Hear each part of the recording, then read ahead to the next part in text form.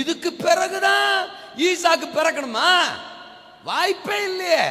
உனக்கு வாய்ப்பு இல்ல, தோத்துறான். விஞ்ஞான ரீதியா வாய்ப்பு இல்ல, மெடிக்கல் ரீதியா வாய்ப்பு இல்ல, மனுஷ ரீதியா வாய்ப்பு இல்ல.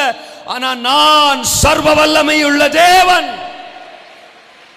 நான் மாம்சமான யாவருக்கும் தேவனாகிய கர்த்தர். என்னால் செய்யக்கூடாத அதிசயமான காரியம் ஒன்று உண்டோ? உலகம் சொல்லும் வாய்ப்பு இல்லைன்னு.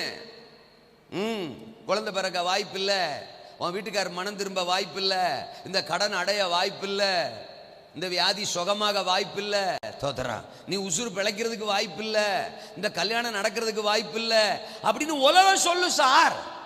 மச்சான் சொல்லுவாரு, மாமன் சொல்லுவாரு, மந்திரவாதி சொல்லுவாரு, மருத்துவர் சொல்லுவாரு, பக்கத்து வீட்டுக்காரங்க சொல்லுவாங்க, அவங்க சொல்லுவாங்க, இவங்க சொல்லுவாங்க. ஏன் சில சமயம் நம்ம உள் மனசு கூட சொல்லும் வாய்ப்பு இல்லை வாய்ப்பு இல்லைன்னு.